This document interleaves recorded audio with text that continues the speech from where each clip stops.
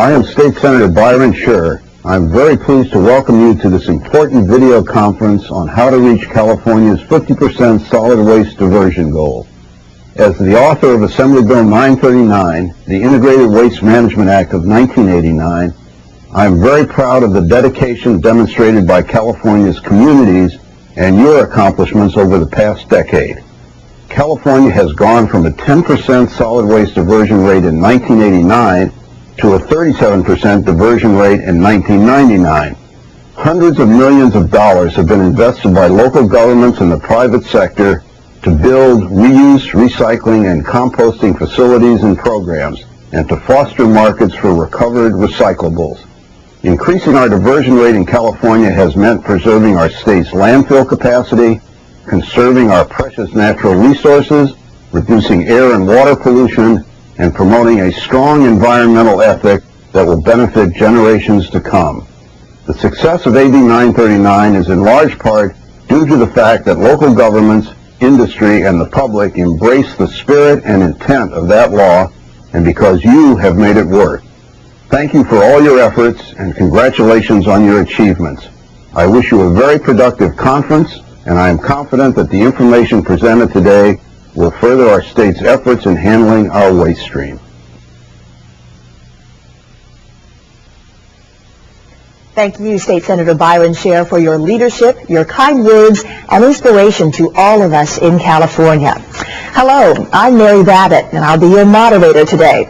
I would like to welcome you to this video conference, which is brought to you by the California Integrated Waste Management Board. During the next 3 hours, you will see a multimedia production, including video footage of successful recycling programs and 2 panels of experts with slides and graphics to present to you. By the way, as we are broadcasting live, we will not be taking any breaks before noon, so if you need to use the restrooms, feel free to do so at any time. In addition, you will have a chance to ask questions directly of each of our panels during question and answer periods after each panel's presentations. To ask questions, you can reach us in 3 ways: by calling in at 1-800-497-1845, sending a fax to 408-864-5412, or sending email to recycleby50@hotmail.com. We will give first priority to live calls from within California and try to make sure that calls from throughout the state are addressed.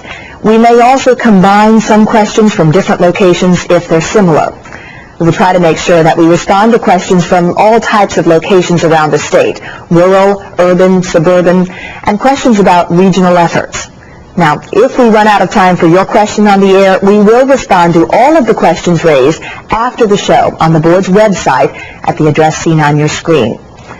We hope that this will be a lively event, packed with lots of information and suggestions on how local governments can achieve greater waste diversion this year and in the years to come.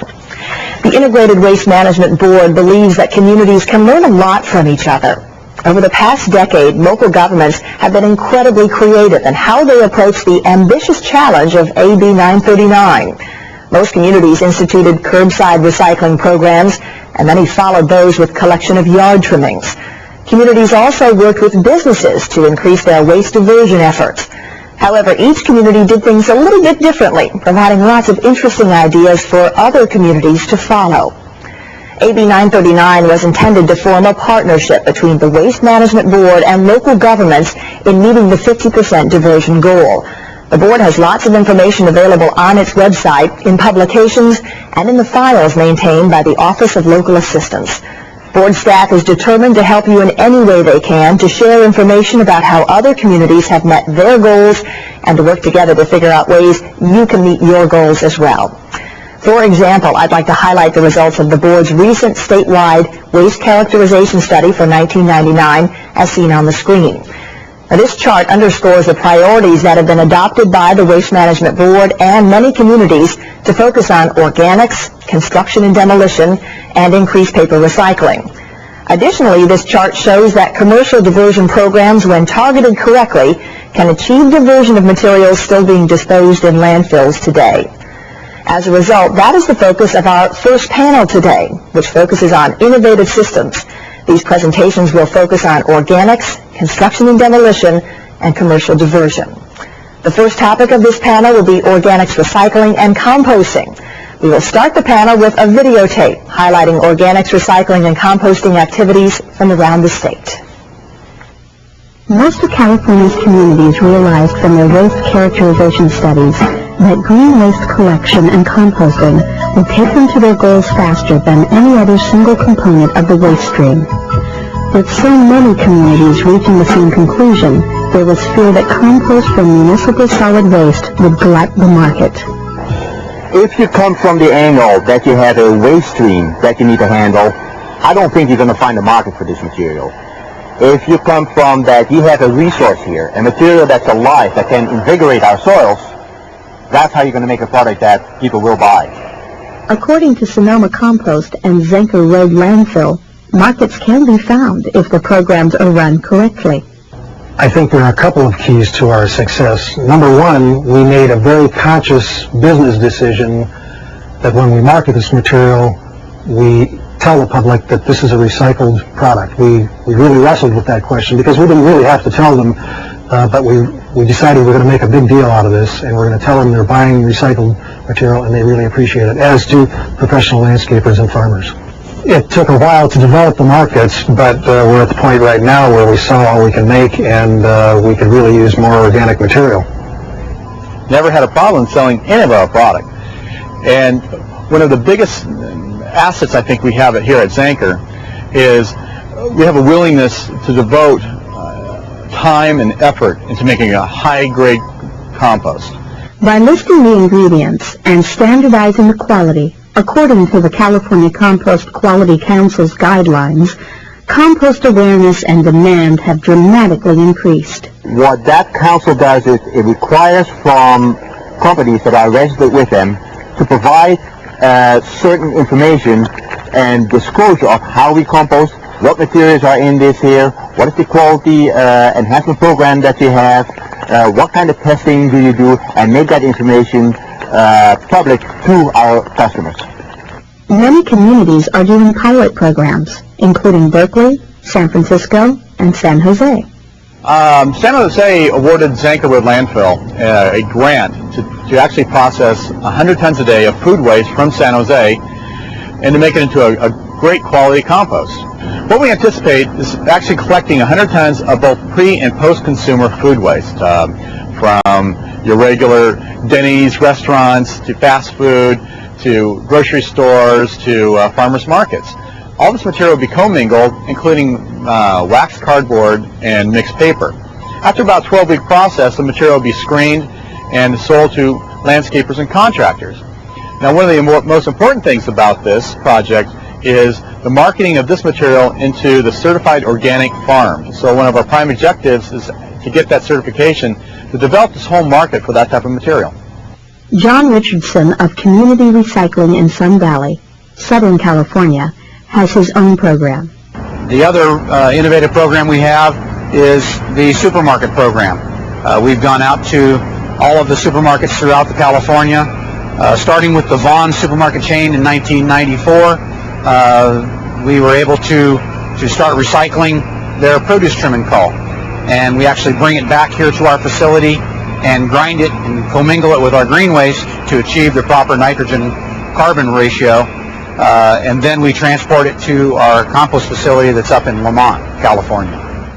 Despite the fear of a glutted market for compost, the demand continues to grow stronger and more important than ever before.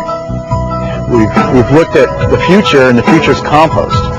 We're out there, we're knocking on the doors, we're developing friendships and partnerships, not only here in the States, but actually in several other countries too. That video highlighted a lot of different diversion programs. I was particularly interested in the food waste recycling programs. It sounds like a great idea, and one I'm sure will catch on. Our first panelist, Jack Macy, will provide some further ideas about organics recycling and composting. He's the Organics Recycling Coordinator for the City and County of San Francisco. Jack has been developing and managing organics recycling programs for more than 12 years. Since 1994, Jack has helped to develop food and other organics recycling programs for the City and County of San Francisco.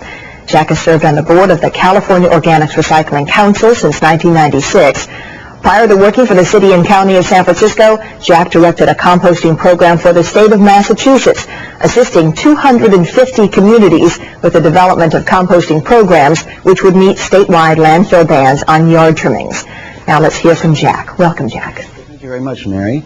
So, how important is organics? Well, organics, which consist primarily of yard trimmings and food scraps, make up 35% of California's disposed waste, and food alone makes up 16%. This, according to a 1999 statewide California waste disposal study. Organics recycling programs have progressed tremendously over the last few years. In California, we now have almost 300 communities that collect organics, that is residential yard trimmings, curbside, and 48 communities that are planning programs. This makes up 65% of communities in California and 75% of all collected yard trimmings in the state. Now yard trimmings collected and diverted is actually greater than all curbside recyclables in California. This growth in yard trimmings and green waste collection programs has been supported by and has helped build a statewide infrastructure of composting. We now have 100 composting facilities that are permitted in California and about 400 facilities that are processing organics, including grinding for mulch. This represents an investment of about $150 million in capital infrastructure in California. So we can see that we have a significant infrastructure that has been developed in California for recycling organics. Now, many key programs have been developed by communities across California for recycling organics, and these include a number of approaches.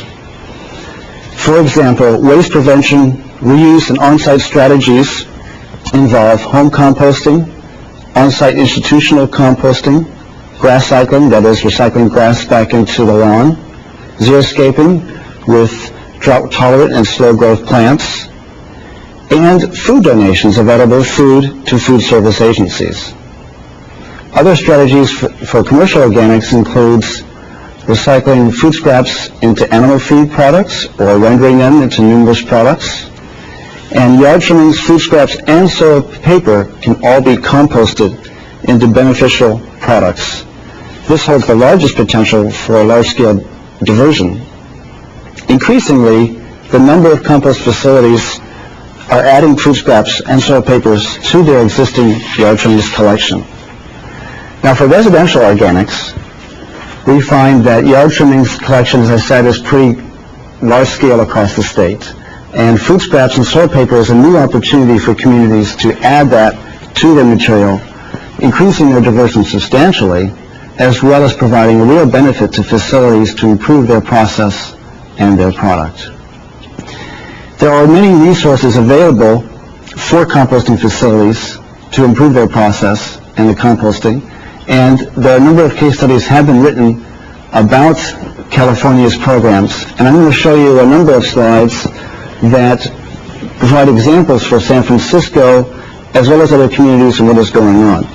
Here we have food banks provide a great opportunity for communities, and in this case the San Francisco Food Bank received a city grant to purchase a truck and is diverting 700 tons of food, edible food, provided to those in need. Edible food provides the highest and best use for excess food, and there are many benefits from those who donate food, tax deductions, to improving the nutrition for those who receive the edible food. Now, in addition to edible food, we have edible food for humans and we have edible food for animals, and animal feed is also a high value. Food processing waste, for example, tofu and brewery grains in San Francisco or produce sorted by the food bank can be fed directly to cattle. And we also can find that with bakery materials such as grains, breads, and beans, they can also be processed into animal feed. And in fact, the Dex Feed Company in Stockton can take material in containers and bags and process this into animal feed.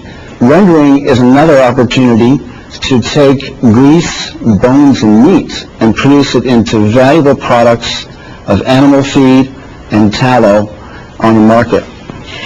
Now, on-site composting is an opportunity that may be appropriate for some institutions and businesses such as schools, colleges, hospitals, who can dedicate the staff to operate them. Here, San Francisco State received a city grant to buy this in-vessel composter, and it's composting about 600 pounds a day of pre- and post-consumer food. The biggest potential for diverting organics, and particularly food organics, relies in a dedicated collection such as we have here in San Francisco, where over 300 businesses are now participating in a source-separated produce and all-food collection, which includes wax corrugated and soiled paper. More than 10,000 tons are being diverted by this program, and a projected increase of many times that over the next few years. Here we have a small-scale produce market that participates in the program, and there are other participants from restaurants, supermarkets, coffee and juice bars, and hotels. This program provides each business with a dedicated container to separate out their organics, and is collected and then brought to a composting facility. A key to this program is providing direct, on-site outreach and assistance, providing training, monitoring, and follow-up to businesses, and it's being done in partnership with San Francisco and its hauler, Sunset Scavenger Company, and Golden Gate Disposal and Recycling. Now, on the residential side, we have a new program in San Francisco, a three-stream collection involving commingled recyclables and organics, and the organics and the recyclables and trash are being co-collected in a single split compartment vehicle, while the organics are being collected dedicated on a single compartment side-loading truck. What's unique about this program, particularly, is that in San Francisco, residents are not only putting out their yard trimmings, but they're also putting out their food scraps. As you can see here, there's a small pail next to the 32-gallon container, and that's provided for each residential household to help separate their food scraps in the kitchen. This program is expected to help bring San Francisco to 50% diversion, and we're seeing a diversion rate of around 45 to 50% now in the residential areas. This has been going on for about a year and is being now expanded across the citywide. So all these programs provide valuable products to sell and buy, increasing demand for compost and mulch across the state. The California Integrated Waste Management Board has funded numerous projects using compost and mulch and has demonstrated the many benefits that they have. For example, improving soil fertility, plant health and productivity, and the agricultural and horticultural markets are a huge potential market for this. And composters that find that they produce a quality, consistent product are not even able to meet their demand. Communities can do a lot too. They can help provide procurement for community purchases with public funds, using a procurement ordinance, for example, or they may want to look at permit conditions. This could be for land use and building. And of course, state and federal agencies have an important role to play as well. With the state agency Buy Recycle campaign, there's a real emphasis on buying recycled materials, which includes compost and mulch. Compost and mulch and other products made from organic materials have a tremendous benefit for California's communities and the environment. That's one of the many reasons why we should be increasing organics recycling in the state. Thank you. Thank you, Jackson. This is setting a terrific example for all of us. Our next topic is construction and demolition diversion. These are programs that are recovering a lot of heavy materials. C&D programs are cost competitive with landfilling in most parts of the state. Please watch this next video segment to get an overview of some impressive source separation and mixed C&D recycling programs around the state. In 1989, the California legislature passed AB 939, which revolutionized the way recycling and solid waste is handled in the state of California. The first thing that we did in response to that was to look at what was actually going into the landfill. And it turned out that 19% of the waste going into landfills was construction and demolition debris. Construction and demolition recycling poses its own problems as huge volumes of materials arrive in very mixed loads. While efforts are underway to develop the deconstruction industry, several facilities have created innovative ways to manage this waste stream.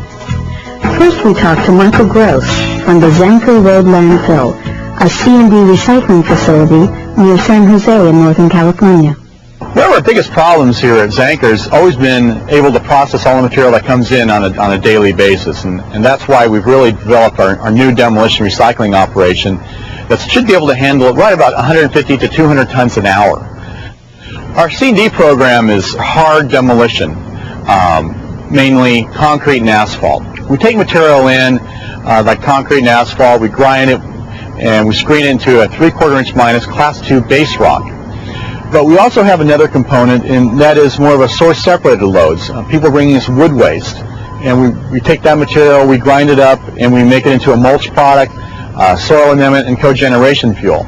Or loads of sheetrock, which we actually process that, and we sell that into an agricultural market. We take the paper, we put that into the compost product, and we sell that, of course, in the compost market. John Richardson of Community Recycling of Sun Valley in Southern California tells us how his C&D recycling facility was able to recycle at least 80 to 90% of the materials from the 1994 earthquake. Then in 1994 we had the Northridge earthquake, and we had to ramp up very quickly from handling 100 or 200 tons per day up to handling 3,000 to 4,000 tons per day of material so that we could recycle that. And in fact, during the Northridge earthquake, we ended up processing about 500,000 tons of material and recycled about 80 to 90% of that material and kept it out of the landfill. A mix of materials that come into our C&D operation is coming from all types of remodels, new construction, demolition of say they want to knock down the building and put up a new building. All of that material comes to our facility. And it's not just specifically the concrete or just the wood. We recover the dirt, obviously, that goes to landfill or to landscape industries. We recover organics. A lot of times they'll have shrubbery that was around the house. We are expanding our program. We're expanding our construction, demolition, debris recycling. We're changing from portable equipment to a new stationary facility. We're going to be able to have the capacity to change from doing 500 to 1,000 tons per day to being able to do 2,000 to 3,000 tons per day. Deconstruction, I think, is really one of the highlights coming up, and I think a lot of communities really need to look at these projects on the demolition projects and start allowing deconstruction to happen before a building is torn down. In Sonoma County, the city of Cotati created a deconstruction ordinance. The city was looking for ways to comply with AB 939. It saw an opportunity by making available for salvage buildings slated to be demolished. They saw an opportunity because some buildings in the city were being demolished to salvage and reuse valuable materials out of these buildings instead of just tearing them down and throwing all of those raw materials back into the landfill. So we implemented this city ordinance to salvage reusable materials, and it's been very successful ever since. C&D debris, because it's a substantial portion of the waste stream, poses significant challenges. Therefore, local and state governments will have to pay special attention to further C&D diversion. What is it going to take to get us out into the future? I think it's going to take even more resolve on the part of the government to be able to stand behind us and say, we want more recycling. There has to be more recycling.